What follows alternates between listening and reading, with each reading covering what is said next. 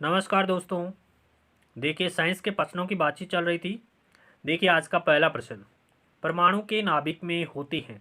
तो परमाणु के नाभिक में क्या होते हैं? एक तो प्रोटॉन होता है और न्यूट्रॉन होता है। प्रोटॉन और न्यूट्रॉन से मिलकर नाभिक बना होता है। Option A is correct. दूसरा प्रश्न देखिए, न्यूट्रॉन की खोज किसने की? तो न्यूट्रॉन की खोज जेम्स चैडविक के द्वारा की गई है। प्रश्न संख्या 3 की बात करें, निम्नलिखित में से अस्थायी कण कौन सा है? तो अस्थायी कण कौन सा होता है? न्यूट्रॉन है वो अस्थायी कण होता है। प्रश्न संख्या 4 है, जिस तत्व के परमाणु में 2 प्रोटॉन, 2 न्यूट्रॉन और 2 इलेक्ट्रॉन हो, उस तत्व की द्रव्यमान संख्या कितनी होगी? तो द्रव्यमान संख्या ए बराबर क्या होता है? P प्लस एन होता है। प्रोटॉन और न्यूट्रॉन की संख्या के योग को क्या कहते हैं? द्रव्यमान संख्या कहते हैं। तो 2 प्रोटॉन है तो 2 ले लीजिए, 2 न्यूट्रॉन है तो 2 ले लीजिए, उसकी द्रव्यमान संख्या कितनी होगी? 2 प्लस 2 4 हो जाएगी। प्रश्न संख्या 5 देखिए, नाभिक का आकार कितना होता है? तो 10 की घात माइनस 10 मीटर होता है। नाभिक का आकार कितना होता है? 10 की घात माइनस 10 मीटर होता है।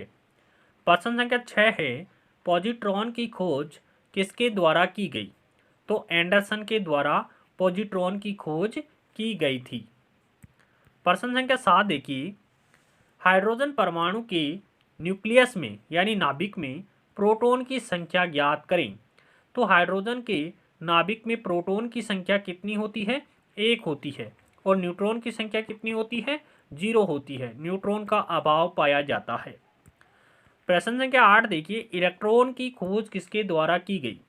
तो जे थॉमसन के द्वारा इलेक्ट्रॉन की खोज की गई थी। प्रश्न संख्या 9 देखिए, किसी तत्व की परमाणु संख्या डैश की संख्या है। तो परमाणु संख्या क्या होती है? नाभिक में प्रोटॉन की संख्या के बराबर होती है।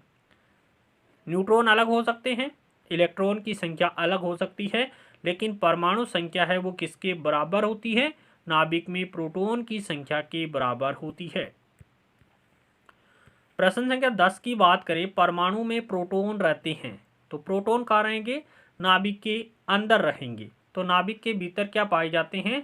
प्रोटॉन पाए जाते हैं। P और N कहाँ पाए जाते हैं? नाभिक में पाए जाते हैं। इलेक्ट्रॉन कहाँ पाए जाते हैं? इलेक्ट्रॉन कक्षाओं में पाए जाते हैं। प्रश्न संख्या 11 की बात करते हैं, इलेक्ट्रॉन वहन करता है। इलेक्ट्रॉन क्या वहन करता है? 1 यूनिट ऋणावेश वहन करता है। 1 यूनिट ऋणावेश वहन करता है कौन? इलेक्ट्रॉन। प्रश्न संख्या 12 देखिए, समस्थानिक होते हैं किसी एक ही तत्व के परमाणु जिनका जिनका परमाणु भार तो क्या हो? भिन्न भिन्न हो, किंतु परमाणु क्रमांक समान हो, वे क्या कहलाते हैं? समस्थानिक कहलाते हैं। समस्थानिक किसे कहते हैं?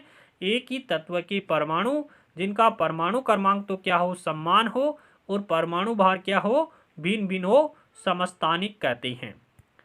प्रश्न संख्या 13 देखिए, किसी परमाणु नाभिक का आइसोटोप वह नाभिक है जिसमें प्रोटॉन की संख्या वही होती है परंतु न्यूट्रॉन की संख्या है वो भिन्न भिन्न होती है।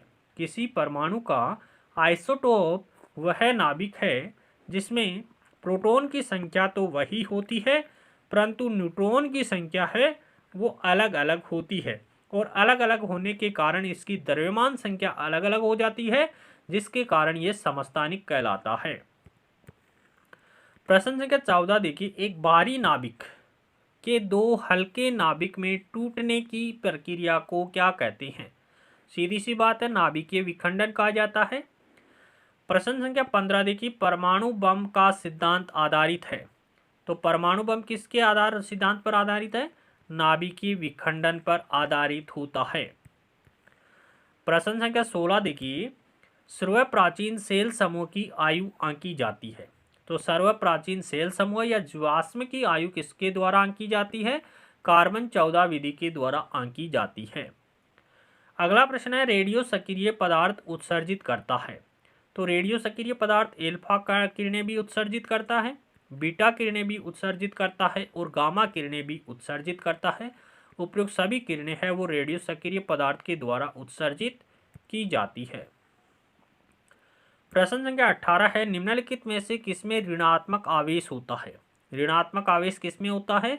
बीटा कण होते हैं उनमें ऋणात्मक आवेश पाया जाता है। प्रश्न संख्या 19 है, नाभिकीय रिएक्टर के निर्माण में निम्नलिखित में से कौन सा एक अनिवार्य है? तो नाभिकीय रिएक्टर में किसका प्रयोग करते हैं? जिरकोनियम का उपयोग किया जाता है। प्रश्न संख्या 20 और आज का अंतिम प्रश्न भी है, कौन एक जीवित जीवाश्म कहलाता है? तो जिंकगो है वो जीवित जीवाश्म भी कहलाता है।